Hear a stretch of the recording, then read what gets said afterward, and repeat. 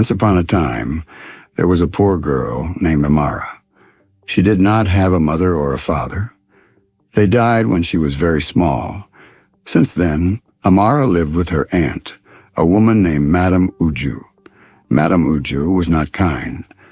She made Amara clean the house, wash clothes, sweep the floor, and cook food every day. Amara worked from morning to night, while her cousins went to school and played. She ate last and always wore old clothes. Madame Uju never said thank you. She only shouted, "You are lucky I took you in. Without me, you would be begging on the street." Amara did not talk much. She was quiet and kind. She liked to sing when she was alone and dreamed of having her own little shop one day, maybe to sell rice or sew dresses. But dreams felt far away in Madame Uju's house. One day everything changed. A man came to the house. His name was Papa Nso. He was an old man who always helped people find husbands or wives.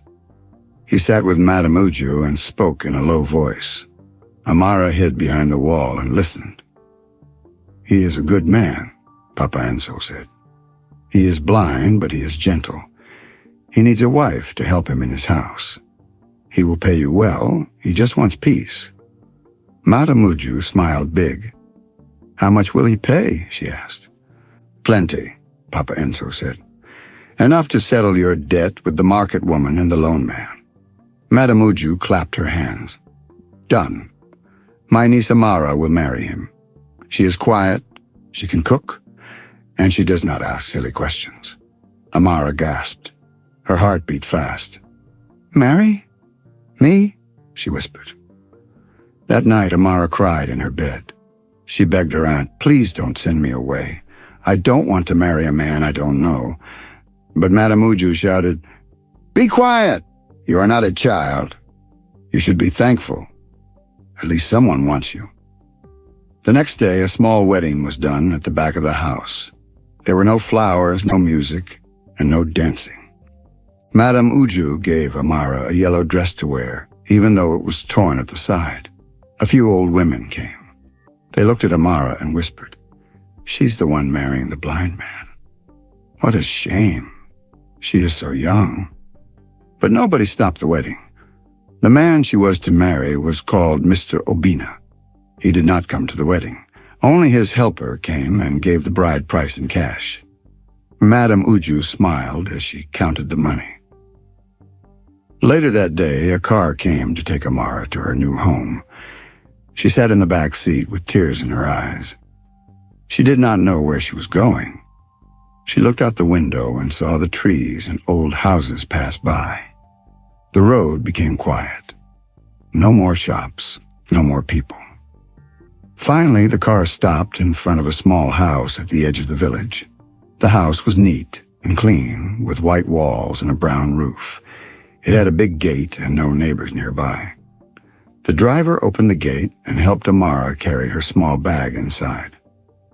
Inside the house, it was quiet. Very quiet. She looked around. The living room had a brown chair, a soft couch, and a table. On the wall was a clock that ticked loudly. The air smelled like soap and lemon. Then she saw him.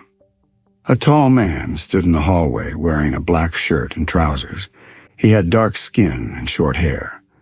But what Amara noticed most were his eyes. They were open, but they looked far away. He did not look at her. He stared past her. That was Mr. Obina. "Welcome," he said softly. His voice was deep and calm. "You must be tired. Your room is this way." He turned and walked slowly down the hall. Amara followed. She noticed he walked without touching the walls. He did not bump into anything. He walked like someone who knew the house very well. She wondered how a blind man could move so easily. He opened a door and said, "This is your room now. Rest. If you need anything, call for me or Tunde." Then he walked away. Amara sat on the bed and looked around. The room was small but neat. The bed had clean sheets. There was a wardrobe and a table with a small lamp. She took off her shoes and lay down. She was tired, but her mind was full of questions. Who was this man? Why did he live so far from the village? Why was everything so quiet? Why did he not need help walking? Was he really blind? The next few days were strange. Mr. Urbina did not talk much. He ate quietly. He never asked her to do much, just to cook and keep the house clean. He always said thank you, but he kept to himself. He listened to the radio every morning and drank tea from a shiny cup. Sometimes Amara saw him sitting on the porch, facing the garden, just listening to the birds. But what surprised her most was how neat and rich the house was. The plates were fine and smooth. The fridge was full of good food. The soap smelled sweet. The towels were new. Even the floor was smooth and shiny. Amara started to wonder, if he was just a blind man in the village, why was his house so nice? Where did he get such things? One day she saw his wristwatch on the table. It was gold. Not fake gold, but real gold. She had seen such watches only on rich men in town. Another time, she opened the cupboard and saw tea from London, coffee from Brazil, and biscuits in fancy boxes. She touched them and quickly closed the cupboard. Something did not feel right. One night she woke up to pee and heard voices outside. She walked to the window and peeked through the curtain. At the gate, she saw a black car parked. Two men in suits were talking to Mr. Urbina. One of them gave him a file. Mr. Urbina opened it and nodded. Then he said, "Make sure the accounts are safe. I don't trust Lagos anymore." Amara froze. What account? What business? What was going on? The next morning she said nothing. But her eyes followed him. He still walked slowly, still touched nothing, still acted blind. But she began to doubt. Was he really blind? Was he hiding something? Why would a man like that live alone in a quiet house with no family, no friends, and no noise? Why would he marry her? When she washed his clothes, she found nothing strange. But she noticed how clean he kept everything. No dust, no mess. Even the books on his shelf were about money, law, and big companies. She could not read them all, but the titles looked serious. She sat on her bed that night, her heart full. She was not sad anymore. She was not happy either. She was confused. She looked out the window at the moon and whispered, "Who are you, Mr. Urbina?" And just like that, Amara's new life began quiet on the outside, but full of big questions on the inside. She had married a blind man she did not know, but what she did not see was that she had walked into a story much bigger than she ever imagined. The next morning, Amara woke up early. She swept the front porch and cleaned the kitchen. Mr. Urbina was already awake. He was sitting at the table drinking tea just like every other morning. He wore a black shirt and clean trousers. His eyes still looked far away like they could not see. But Amara could not stop thinking about what she saw the night before the black car, the two men in suits, the papers. It stayed in her head like a buzzing fly. She told herself maybe it was nothing. Maybe she was just tired and saw wrong, but her heart did not believe that. Something about Mr. Urbina was not normal. He turned his head as she walked in. "Good morning," he said softly. "Did you sleep well?" Amara nodded. "Yes, sir," he smiled. "You don't have to call me sir, just call me Urbina." She blinked. Nobody had ever spoken to her like that. "Okay," she said quietly. Then she served him his food. She always made him yam and egg because that was what he liked. He ate slowly and calmly. He never rushed. After breakfast, he sat outside on the porch. He liked to listen to birds. Amara stood at the window and watched him. She wondered how someone could be so calm every day. No shouting, no noise, no visitors, except for that one night. Later that day, she went into the kitchen to clean the shelves. She opened a high cupboard she had not checked before. Inside, she saw more tea, not the local kind, but ones from far places. The names were hard to read. She saw a small tin that said Product of France, and another that said Kenya Special Reserve. Her eyes grew wide. She closed the cupboard quickly. Why would a blind man who lived alone in a quiet house have such expensive things? Something felt strange. That evening, when she was dusting the living room, she saw a leather book on the table. She picked it up. It was not a storybook. It was full of numbers and bank words. She saw words like shares, profits, and investments. She could not understand everything, but she knew this book was not for someone poor. Mr. Obina walked into the room just then. "Did you find something interesting?" he asked. Amara jumped and quickly placed the book back. "Sorry," she said. "I was just cleaning." He smiled. "That's fine. It's just an old account book." And he walked away slowly. Again, without bumping into anything, Amara stared at his back. She was sure now. He was not an ordinary man. That night she lay on her bed and thought and thought. Why did he hide so much? Why did he act blind but walk around like someone who could see? Why did he have books about money, tea from other countries, and rich man watches? And what about those men in the car that night? She could not sleep well. She kept waking up and listening for strange sounds. But the house was quiet.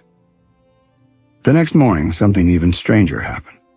After cleaning, she came to collect Mr. Obina's cup from his table. As she walked in, he said, "Be careful, the tray is near your foot." She froze. How did he know? She looked down. Yes, there was a tray by her foot. But how could a blind man see that? She looked up at him. He was sitting in his chair, eyes still looking far away. But now she wasn't so sure those eyes were blind. "Thank you," she said, picking up the cup. Her hands were shaking. Later that day, a man came to visit. His name was Tunde. He said he was Obina's assistant. He wore clean clothes and carried a black bag. He smiled at Amara but didn't say much. He went straight to Obina's study. Amara passed by the door and heard them talking. They spoke in soft voices, but she heard some words. Contracts, offshore, Europe, and board meeting. She did not understand everything, but she knew these were not village words. These were words rich men used. After Tunde left, Obina came to the kitchen where Amara was washing plates. "Do you need anything?" he asked. She shook her head. "No," she said. But she wanted to ask so many things. Who was he really? What was he hiding? Why had he married her? That night she stood in her room and stared at herself in the mirror. Her face looked tired. Her eyes looked sad. "You married a blind man," she whispered. "But maybe he is not really blind." She touched her chest. Her heart felt heavy. She wanted to know the truth, but she was also afraid of it. In the days that followed, she watched everything more closely. She noticed how Obina never bumped into furniture. He knew where every chair was. He even turned off the gas after cooking one day. She saw him pick a book from a shelf without searching with his hands. He walked around like someone who knew where everything was or could see it. Amara was confused. Was he pretending? But why? One evening, she served him dinner and sat down across the table. She looked at him. "Can I ask a question?" she said. He nodded. "Of course." She took a deep breath. How did you go blind?" Obina was quiet for a long time. Then he said, "It happened in an accident, some years ago." "Oh," Amara said. "I'm sorry." He smiled. "It's all right. I've learned to live with it." Then he took a spoon of rice. She watched him closely. He did not miss the plate. He picked the food like someone who could see it. Amara bit her lip. Something was not right. After dinner, she went outside and sat on a small bench near the garden. The stars were out. The wind was soft. She looked up and prayed in her heart. God, please show me the truth. I don't understand what is going on. Please help me. Then she stood up and went back to her room. One night, rain was falling. Amara could not sleep. She went to the kitchen to boil water. As she walked past Obina's study, she saw a light under the door. She paused. It was late. Why was he awake? She heard voices again. She bent close to the door. There was a call happening. A man on the phone was saying, "Sir, the Dubai funds have been moved. The next step is to finalize the Zurich account." Obina answered, "Good. Make sure everything is under Tunde's name. I don't want my name showing anywhere, not yet." Amara stepped back. Her hand covered her mouth. She was shaking. What funds? What Zurich? Who was this man she married?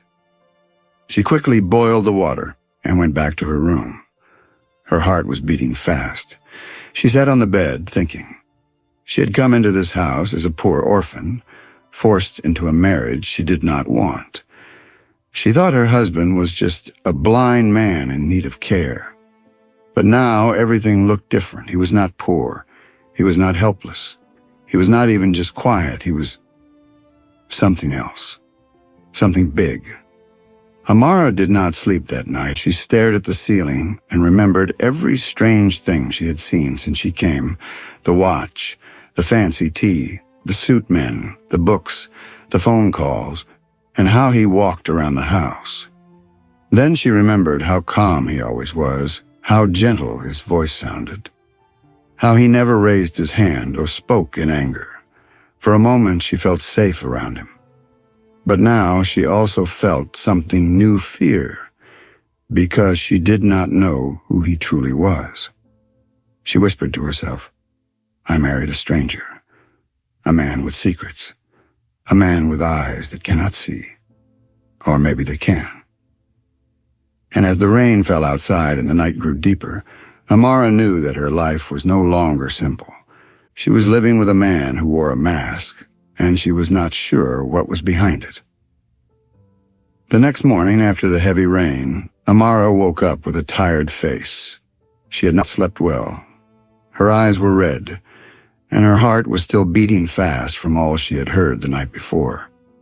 She sat on her bed for a long time, holding her hands together. Her mind was full. The words Dubai funds and Zurich account were still in her ears. She could not forget them. She kept asking herself the same questions again and again. Who was Mr. Obina? Why was he hiding? What was he doing with so much money? Why was he pretending to be blind? She stood up slowly and went to brush her teeth. As she passed the study room, she saw the door was now closed and locked. The light was off. Everything looked normal again. But she knew something was not right. She felt like she was living in a house full of secrets. That day, she moved slowly. She cleaned the floor, washed clothes, and cooked soup. But her eyes kept looking around. Every time she heard a sound, she paused and listened. Her heart was not calm. At lunch, Mr. Obina came to the table as usual. He smiled like nothing had happened. "Good afternoon," he said. "The weather's nice today." Amara nodded. "Yes, it is." She placed his food gently in front of him and sat down. He ate quietly, just like always. He used his spoon perfectly and never spilled anything. He drank his water without missing the glass. He still looked blind, but everything he did made her wonder if he could actually see. She watched his hands. They were soft, not rough like someone who needed help all the time. He even folded his napkin neatly after eating. After lunch, he went to sit outside in his chair. Amara stood at the window and watched him again. She kept thinking about what to do. Should she ask him? Should she pretend she did not know anything? What if he got angry? What if he was dangerous? She didn't know. That night she tried to sleep early. But the wind outside was strong and the trees were making strange sounds. She tossed and turned in bed. Then she heard something. A knock. Not on her door, but far away, maybe near the back gate. She sat up quickly and listened. Knock, knock. Then silence. She tiptoed to the window and peeked out. At first she saw nothing. Then slowly 2 men appeared, near the gate. They wore black suits. They looked left and right, then the gate opened not loudly, but gently. Someone must have unlocked it from inside. The 2 men entered the compound and walked quickly toward the house. Amara's heart jumped. She quickly pulled back the curtain and hid in the corner of her room. The house was quiet. No footsteps, no voices. She waited. Then she heard at the door of Mr. Obina's study opening softly. Then came whispers, not loud, but just enough to hear if you listened very hard. She moved slowly to her door and opened it just a little. She tiptoed down the hallway and stopped near the study. The door was slightly open. She leaned her head and looked through the gap. Inside, she saw the 2 men sitting across from Mr. Obina. He was wearing a white shirt now, and his face looked serious. There was a big map on the table and paper spread all over. One man said, "Sir, the deal in Ghana has been delayed. The minister wants more money." The other man added, "We also need your signature to move the container from Cotonou. The customs officer is asking questions." Mr. Obina nodded slowly. "Give him what he wants, but make sure it goes through the shell company. No paper must lead back to me." Amara's mouth opened wide. Shell company? Deal in Ghana? Money for ministers? What was all this? This was not the talk of a blind man living in a quiet house. This was the talk of a rich and powerful man. She wanted to scream, but she held herself. Her hand was shaking as she held the door. Then Mr. Obina said something that made her freeze. "My wife knows something." One of the men asked, "Should we move her?" Obina shook his head. "No, she is still safe. She doesn't understand what she heard, and she won't talk. Not yet." Amara's knees almost gave way. She ran back to her room as quietly as she could and locked the door. She leaned against the wall and breathed fast. He knew. He knew she had been watching. He knew she was close. He knew she had questions, and he was not afraid. He had plans. The next morning, Obina was quiet again. He sat at the table, reading a newspaper, with big dark glasses on his face. Amara placed the food gently. "Thank you," he said, smiling like always. But now that smile scared her. It was too calm, too soft, like someone who had nothing to fear. After breakfast, she stayed in her room. She did not want to go near him. She sat on her bed and looked at the wall. Her mind was racing. She remembered the things he said to the men. "Give him what he wants. Use the shell company. My wife knows." She could no longer pretend. The man she married was not a poor blind man. He was a big man with a big secret. In the evening, she went outside to get fresh air. The sky was red as the sun was going down. The birds were flying home. She sat on the bench near the garden and tried to calm down. Then she saw something that made her heart jump again. A new car came through the back gate. It was long and black with tinted windows. It parked quietly, and a white man stepped out. Yes, a real white man, tall, with a suit and glasses. Tunde came out to meet him. They shook hands and entered the house. Amara ran back inside before they saw her. She hid behind the kitchen wall and listened. The man spoke with a thick accent. "Mr. Knight," he said, "the European board is asking for your return. They do not believe you are still unwell." "Let them wait," Obina said calmly. "They will see me when I'm ready. Not before." Amara's mouth fell open again. Mr. Knight. That was not even his real name. Who was this man? The white man said, "Your enemies think you are dead. If they find out you are alive, they will come again." Obina replied, "Let them come. I have rebuilt in silence.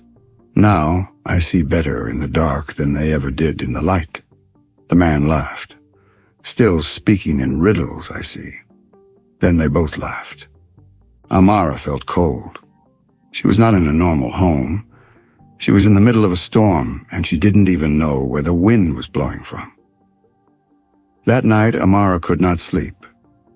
Again. She lay awake and thought about everything.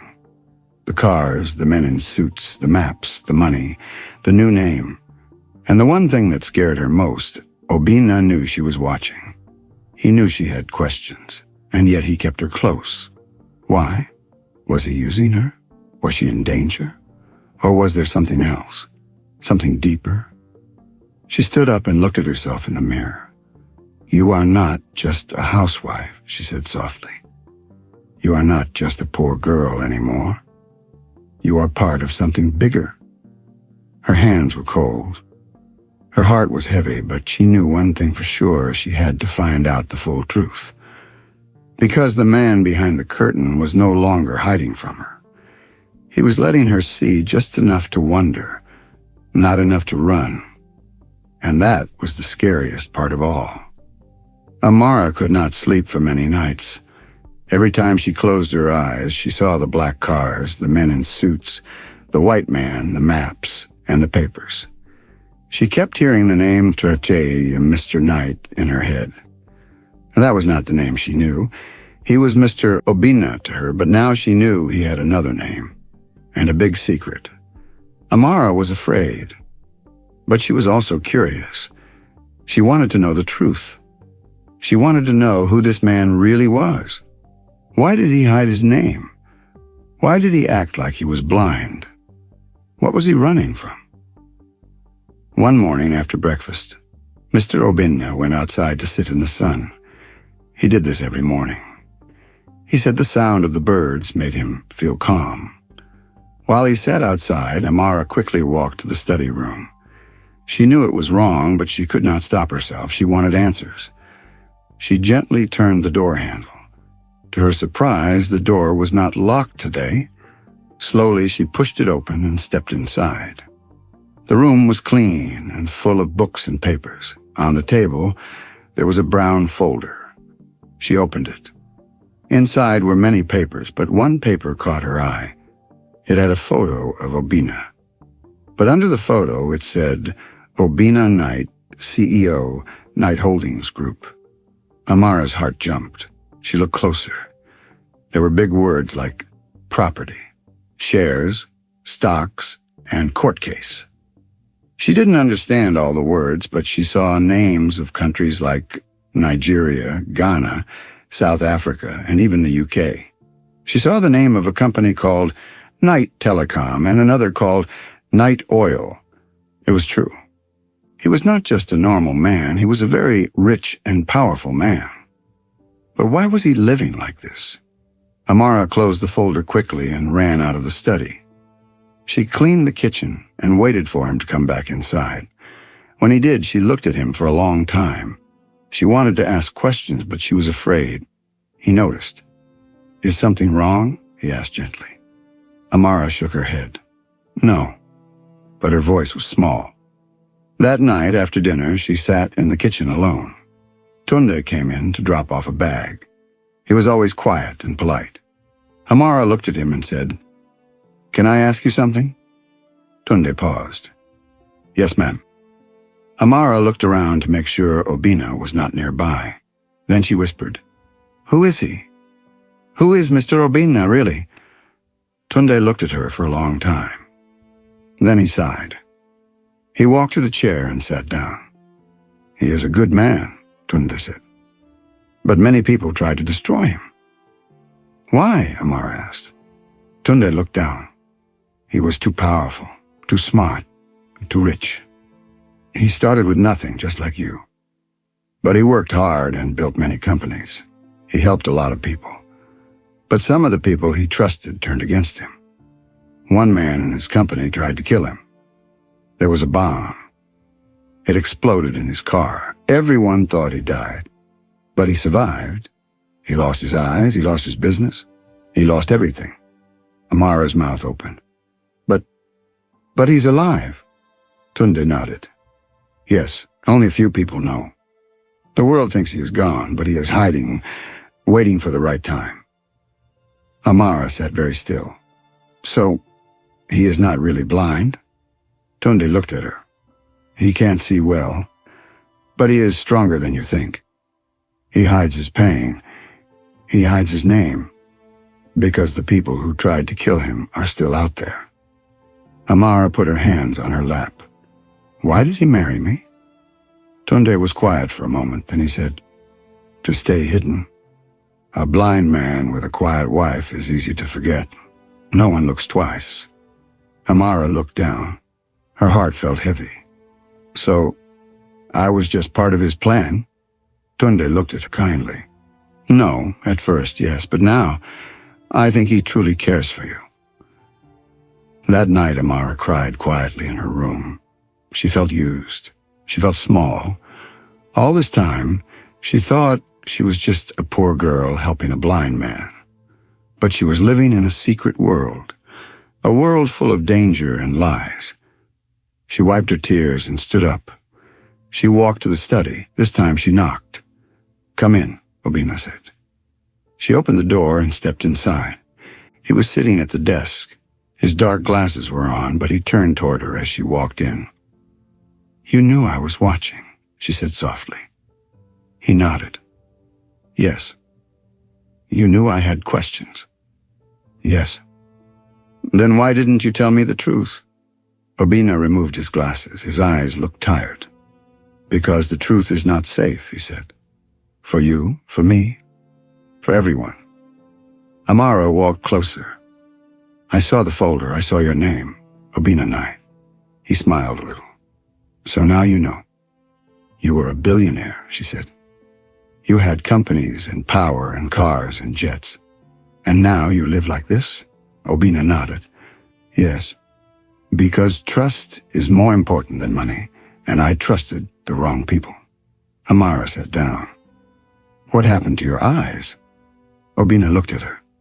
They are weak now. I see only light and shadows. I used to see everything. But I was blind in another way. I did not see the lies around me. Now I see better, even without full sight. Amara was quiet. Then she asked, why did you marry me? Obina looked at her gently. Because you were kind. You were quiet. You were simple. I needed someone who had no ties, no greed, no noise. You were safe. So it was never about love, she asked. He looked away. It started that way, but now, I don't know. Maybe it's more. Amara stood up. You should have told me. I thought you were just a man who needed help. I gave you my respect.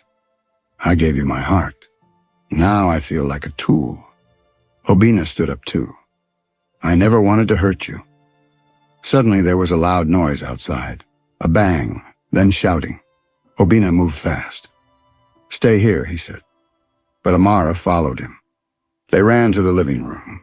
Tunde came in, breathing fast. They're here, he shouted. They found you. Obina turned to Amara. Go to the safe room, now. She looked at him, afraid. What safe room? Behind the bookshelf, he said. Push it. There's a door. Amara ran to the shelf, pushed it, and a small door opened. She stepped inside. Obina followed and locked the door from inside. The room was small and dark. There were lights on the wall and a camera screen showing the outside. Men in black were at the gate. They had guns. Amara's hands were shaking. Who are they? She asked. The men who tried to kill me, Obina said. They came back. Amara sat on the floor. What do we do? Obina looked at the screen. We wait. And we pray. In that moment, inside that small room, Amara finally saw the whole truth. She was not just a wife.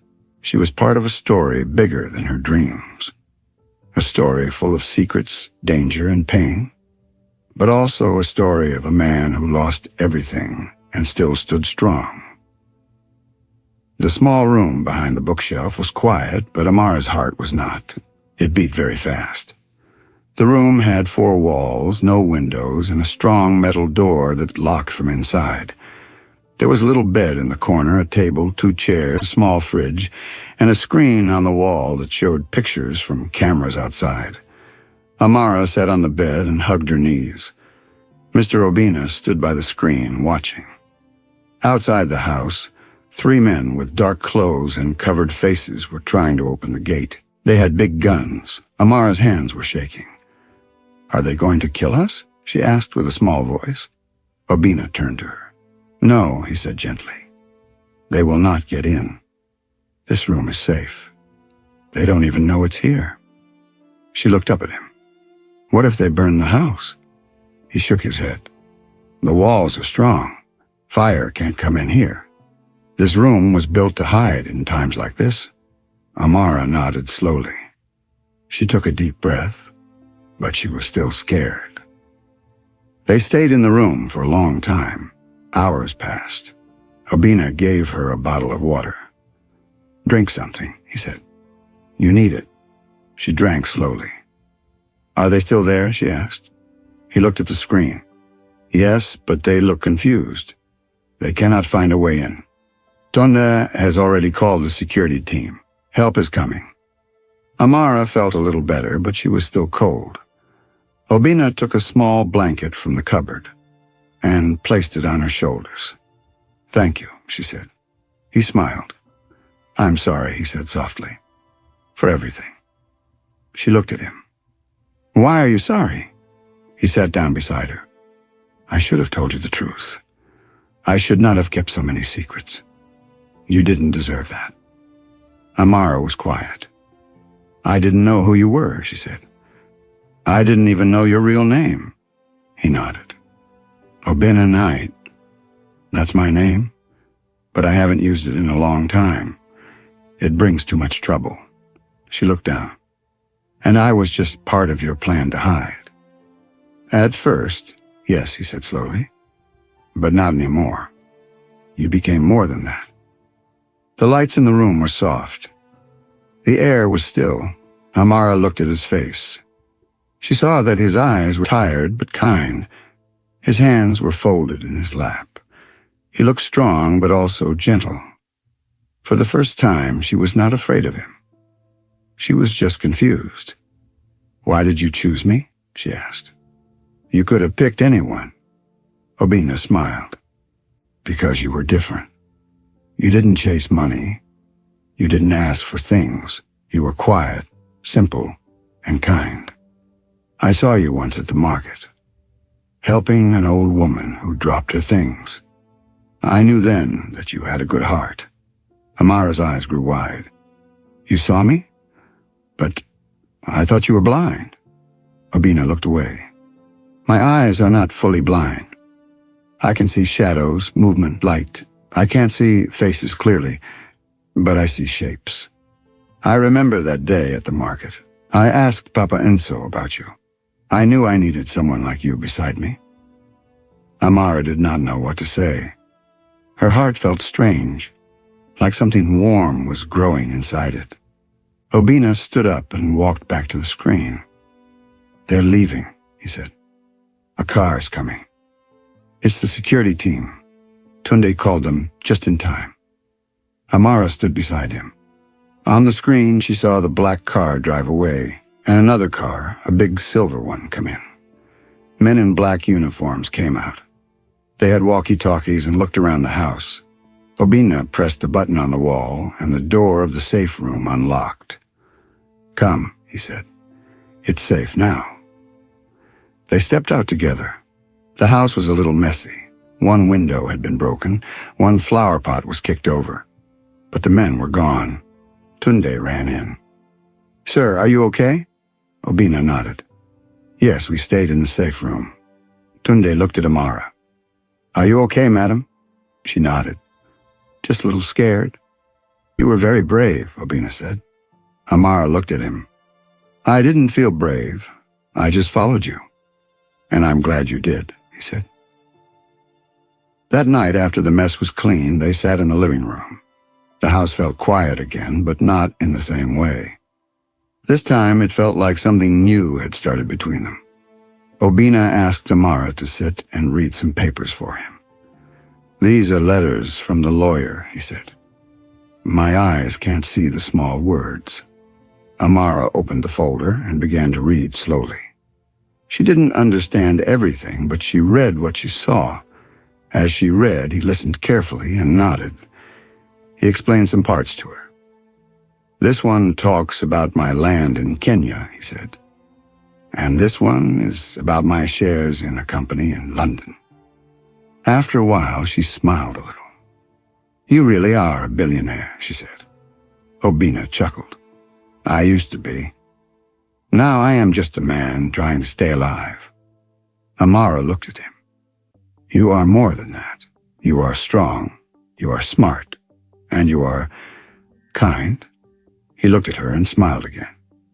"And you are brave, and beautiful, and wiser than you think." Her cheeks turned red. She looked down. Days passed. The house was peaceful again, but Amara and Obina were not the same. They talked more. They laughed sometimes. Obina taught her how to use the coffee machine. She made him his favorite tea from Kenya. She helped him arrange his books. He told her stories about his past, before the attack. "I had a big office in Lagos," he said one day. "Tall windows, shining floors. But I was lonely. Too busy for friends. Too busy for love." "Are you lonely now?" she asked. He looked at her. "Not anymore." One day Obina was walking in the hallway when he tripped over a small stool. He fell to the floor. Amara ran to him. "Are you okay?" she asked. He nodded. "I'm fine. Just missed a step." She helped him up and held his arm. Maybe I can be your eyes," she said softly. He looked at her and smiled. "I would like that." From then on, they did more things together. They cooked side by side. They listened to the radio together. At night, they sat outside and talked. Amara told him about her parents, how they died in a car crash, how she lived with her mean aunt, how she always wanted to open a small sewing shop. "You still can," Obina said. "Maybe one day I can help you start it." Amara smiled. "Really?" He nodded. "I like helping people with good dreams." That night, as they sat outside under the stars, Amara looked at him and said, "You don't feel like a stranger anymore." Obina smiled. "And you don't feel like someone I just married to hide." She looked at him. "Then what do I feel like?" He was quiet for a moment, then he said, "You feel like someone I want to keep, someone I want to protect, someone I care about, more than I thought I could." Amara's eyes filled with tears, but they were happy tears. She touched his hand. He held it gently. They sat like that for a long time, not saying anything, just holding hands and listening to the wind. It was quiet, but not the kind of quiet that feels empty. It was the kind of quiet that feels safe. And in that moment, under the night sky, Amara knew something had changed inside her. She was no longer just the poor orphan girl who was forced to marry a blind man. She was now the woman who had found something she never expected: love in the dark. The days passed slowly, but they were peaceful. Amara and Obina now ate together, worked together, and laughed together. Amara no longer felt afraid. She felt happy and calm. She had never felt this safe in her life. Each day, she learned something new about Obina. He told her about his travels to other countries, about the big offices he used to own, about the companies he built from nothing. And she told him about her dreams, how she used to sew with her mother before the accident, how she always wished for a sewing shop of her own. Obina listened carefully and always smiled when she spoke. One day, he said, "You will have that shop, and it will be the best in town." But there was something Amara did not know. Obina had been doing something in secret. Every few days, A doctor came to the house when Amara was out in the garden or taking a nap. The doctor came in a quiet car and brought a small black bag. Inside the bag were eye drops, special tools, and a light. Obina had been taking special medicine to help his eyes. He had been seeing a little more each day, but he told no one. Not even Tunde. Not even Amara. He wanted to be sure. He wanted to see with his own eyes before he told anyone. One day when he opened his eyes in the morning, he saw the light down the wall clearly. Then he saw the fan moving above his head. Then he saw the cup on the table beside him. His heart jumped. He could see again. His eyes still hurt a little, and the light made them water, but it was true his sight had come back. But Obina did not tell Amara. He still walked slowly. He still used his hand to feel around, even when he didn't need to. He still wore his dark glasses. Why did he hide it? Because he was afraid. He thought, if I tell her I can see now, will she treat me differently? Will she still care for me the same way? Or will she be angry that I kept another secret? He wanted to wait, just for a little while. But outside the peaceful house, danger was coming again. The men who had attacked before were not done. They had found out Obina was alive. They were angry. One of them was Chuka, a man who used to work with Obina long ago. Chuka had taken some of Obina's companies when he thought Obina was dead. Now that Obina was back, Chuka was afraid he would lose everything. So he made a plan. He sent spies to the village. He told them, find out who is with him. Bring me someone he loves. Then he will come to us.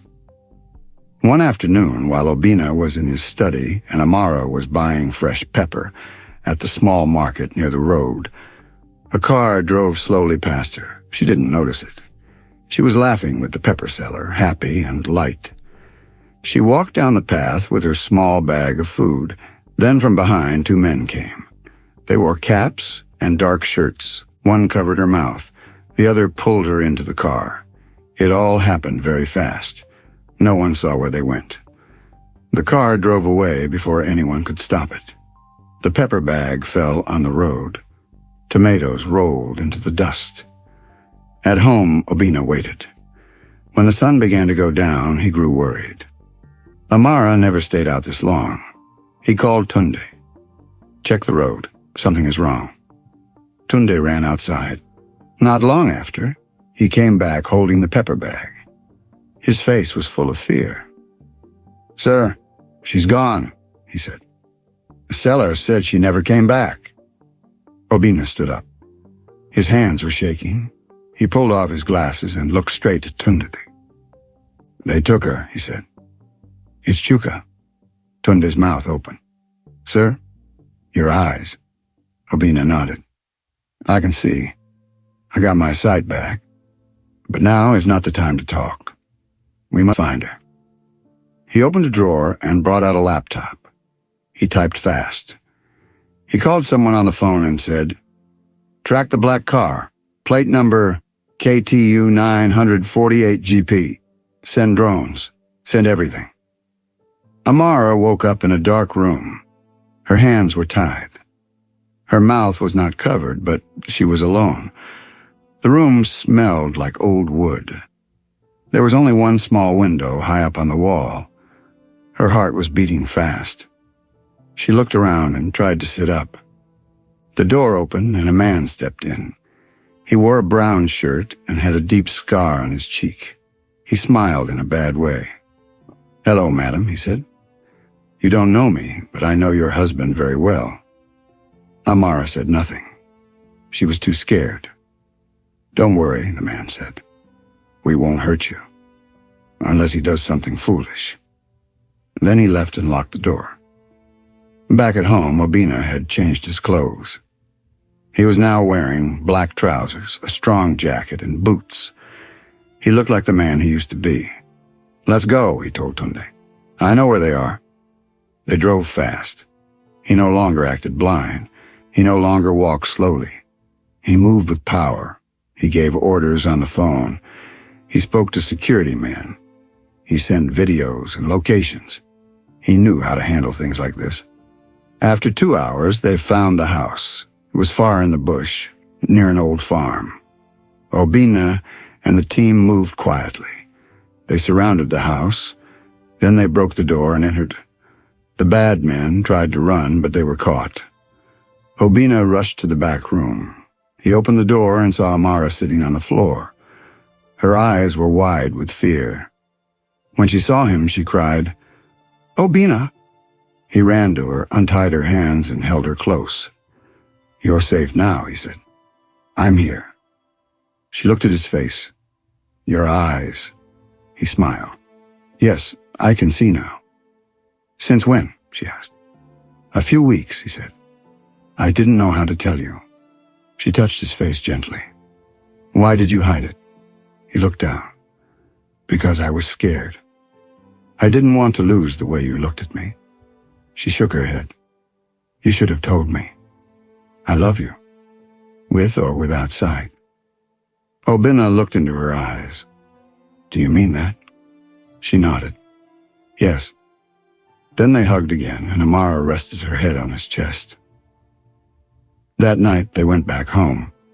The house was quiet, but it no longer felt dark. Obina could see again, but more than that, he could feel something he had not felt in years, joy. And Amara, though tired and scared, felt something even stronger, love. But even as they smiled at each other and held hands in the soft light of the living room, they both knew something deep inside. This was not the end of the story. A bigger storm was coming. And soon the world would know that the blind man in the quiet house was not blind, and not weak, and not hiding anymore. The next morning the sun rose slowly over the village. The birds sang, and the trees danced gently in the wind. But inside the house the air felt heavy. Amara sat on the edge of the bed, quiet and still. Obina stood by the window, looking outside without his glasses. He could see everything now, the green grass, the brown fence, the red flowers near the gate. But inside his heart he felt a storm. He had saved Amara from danger. He had fought the bad men. But he had also hurt her, without meaning to. Amara had asked only one thing from him, the truth. And again he had kept a big secret from her, the truth about his eyes. He turned around slowly and looked at her. "Amara," he said softly. She looked up, her eyes were sad. "Yeah?" He walked closer. "I want to explain." She nodded but said nothing. He sat down beside her. "When I started the treatment for my eyes, I was not sure it would work. I didn't want to get your hopes up. Then when I began to see again, I got scared. I thought, maybe if I told you, everything would change between us.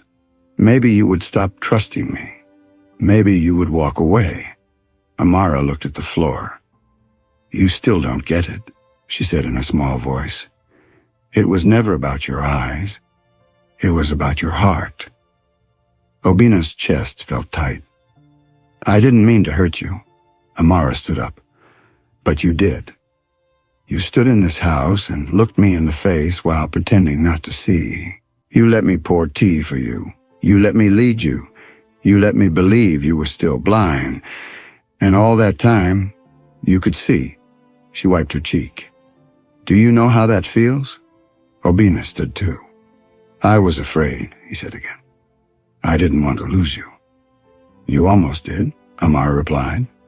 "Not because you could see, but because you didn't trust me enough to tell me."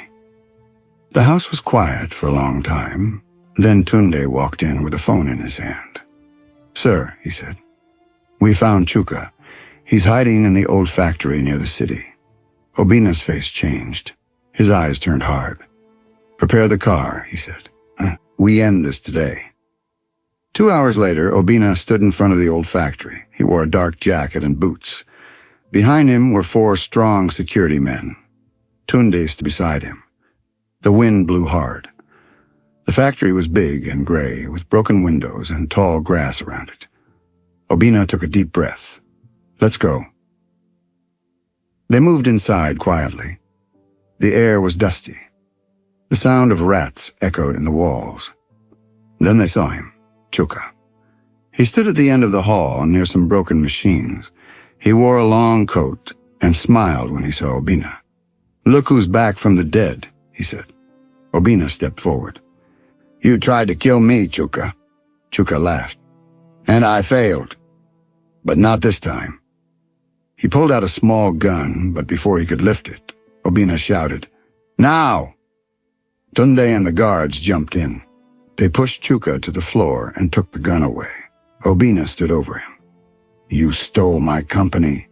You tried to take my life. And now you want my wife too?" Chuka sneered. "You faked your death, Obina. You fooled the whole world. And now you think you're a hero?" Obina bent down. "No, I'm not a hero. But I'm not your victim either. Not anymore." The guards tied Chuka's hands and called the police. Obina looked at him one last time and said, "This is the end for you." Back at home, Amara stood by the window. She didn't feel happy, even though the danger was gone. Her heart still felt broken. When Obina came back, she didn't run to hug him. She didn't smile. She just looked at him and said, "Is it over?" Obina nodded. "Yes, he's gone." She turned away. "Good." He walked closer. "Amara, I know I've made many mistakes, but everything I did because I didn't want to lose you." She looked at him, her eyes full of pain. "But you did lose me, Obina. Maybe not my body, but my trust. And trust is everything." He didn't speak. He just stood there, quiet. Then she said, "You can't test people like this. You can't pretend to be blind, pretend to be weak, pretend to need love, just to see who stays. That's not love. That's a trap." Obina felt like his chest was breaking. "Then what do I do?" he asked. "How do I fix this?" Amara walked past him. "I don't know," she said. "Maybe you can't." That night, Obina sat alone in the study. He looked at the files on the table, the books, the old photo of his younger self in a suit. He picked it up and stared at it. Then he placed it face down and whispered, "What have I done?" And somewhere in her room, Amara lay on the bed with tears on her cheeks, asking the same question. Many weeks passed. The rain came and went. The trees grew greener. Birds flew in the sky, and the sun shone gently over the village. But inside Amara's heart, the clouds had not fully gone. After Chuka was taken away, the danger ended, but the pain stayed. Amara did not laugh as much. She moved around the house quietly. She still cooked and cleaned, but she said very little. Obina tried to talk to her every day, but she always gave short answers. She was not angry anymore. She was just sad. She had loved him. She had trusted him, and he had broken that trust. One morning, Amara woke up early and went to the backyard. There was an old wooden table there. She cleaned it and brought out her sewing box. She picked up a small cloth and began to stitch. The sun touched her face as she worked. For the first time in a long while, she smiled. Sewing reminded her of her mother. It reminded her of peace. She sat there for hours, stitching and dreaming. Later that day, Obina came to her. He stood near the gate and said, "Amara, may I talk to you?" She nodded. He sat beside her. "I want to help you start your sewing shop," he said. "It's time you follow your dream." Amara looked at him. "Why?" she asked. "Because I want to fix what I broke," he said. "And because you deserve it." The next week, Obina called builders. They cleared an empty space near the market and built a small shop with wide windows and white walls. He painted her name above the door, Amara's Stitch. Inside there were new chairs, tables, thread of every color, fine fabrics, and 2 shiny sewing machines. Amara walked into the shop one morning and saw it all. She touched the walls. She touched the machines. Her eyes filled with tears. Obina stood behind her and said, "I sold one of my companies to build this." Amara turned around quickly. "What?" "Yes," he said. "I had many things, too many. But none of them made me as happy as seeing you smile." Amara walked to him. "You gave it all up?" He nodded. "I don't want to be rich alone. I want to be useful to someone I love." Amara's lips trembled.